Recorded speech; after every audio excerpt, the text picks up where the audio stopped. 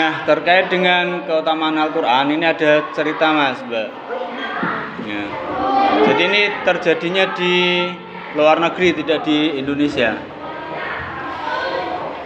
Jadi waktu itu ada seorang muslimah, ya. Jadi seorang muslimah pulang dari kantor itu sudah malam, ya, karena mungkin ada lemburan gitu. Jadi dia pulang agak larut, ya. Tidak seperti biasanya. Nah, waktu dalam perjalanan pulang itu dia melewati sebuah lorong gitu ya, atau kalau di kita ya gang. Nah, di lorong itu ada segerombolan pemuda yang sedang mabuk, ya. Ada segerombolan pemuda yang sedang mabuk. Kemudian ya sambil agak-agak takut gitu, tapi si muslimah tadi tetap berjalan, ya, tetap berjalan dan ternyata tidak diganggu, ya. Nah, setelah sampai rumah keesokan harinya itu ada berita, ya, ada berita bahwa di gang yang tadi malam dia lewati itu terjadi pembunuhan, ya. Terjadi pembunuhan, yang dibunuh juga seorang wanita, ya. Di jam yang hampir bersamaan dengan jam ketika muslimah tadi lewat, ya. Misalnya muslimah tadi malam lewat sekitar jam 11 gitu ya. Nah, sekitar jam 11-an itu juga ternyata dilaporkan di beritanya itu ada terjadi pembunuhan, ya. Tapi pelakunya itu tertangkap polisi, ya. Mendengar berita itu si muslimah tadi juga penasaran. Loh, jam itu kan jam-jam saat aku pulang kerja, ya.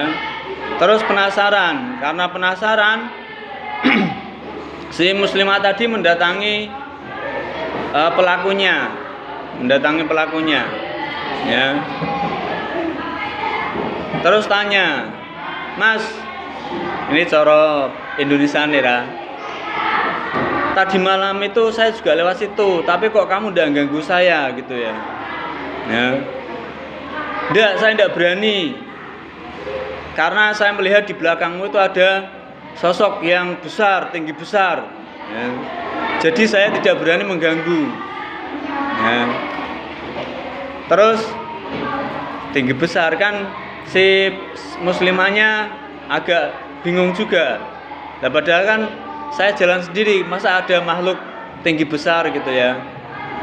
Nah, selidik punya selidik, ternyata ketika muslimah tadi selama perjalanan pulang tadi malam ya, itu dia membaca ayat kursi, Mas, Mbak, ya, membaca ayat kursi. Nah, ketika muslimah tadi melewati gerombolan pemuda tadi, nah ternyata ayat kursi itu yang yang menyelamatkan, ya, menjelma menjadi sosok yang tinggi besar yang membuat pemuda tadi takut, akhirnya tidak berani mengganggu. Nah, itu salah satu contoh keutamaan ayat kursi, ya. Dalam hal ini Al-Quran itu di dalamnya ada ayat kursi. Nah, itu ya. Jadi Al-Quran itu juga bisa menyelamatkan kita, ya.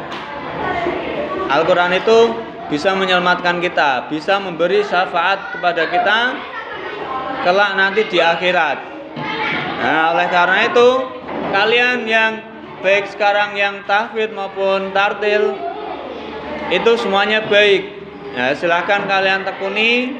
Kalau tartil ya berarti bacanya yang bagus, bacanya yang fasih, ya, sesuai dengan makhorijul hurufnya. Kalau yang hafalan, tidak hanya pas hafalan saja, pas maju saja hafal, tapi juga dijaga Mas, Mbak. Dijaga hafalannya, jangan sampai lupa. Ya. Caranya bagaimana? Yuk selalu diulang-ulang terus biar tidak lupa. Ya. Sama seperti kalian hafal surat Al-Fatihah. Ya. Al-Fatihah yuk gampang Pak. Iya, karena kalian sudah terbiasa, sudah sering membacanya. Minimal sehari semalam itu ada berapa? Minimal sehari semalam kalian baca 17 kali. Sama seperti bacaan atau jumlah rakaat sholat, kalian membaca surat Al-Fatihah. Ya lama-lama hafal sendiri.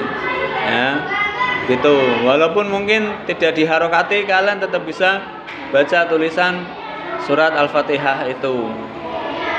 Paham ya Mas Mbak ya? Itu makanya yang semangat menghafalkannya, yang semangat tartilnya, ngajinya, ya. Al-Judumeh, aku tartil kok Pak nyantai ya.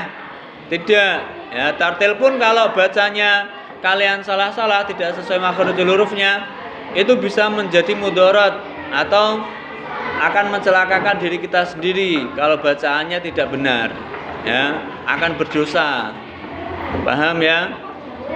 Itu yang menghafal juga sama.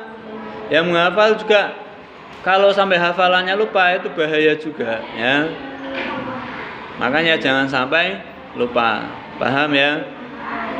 Oke, itu dari Pak Muiz, semoga bermanfaat ya. Dan kita bisa mengaplikasikan dalam kehidupan kita sehari-hari.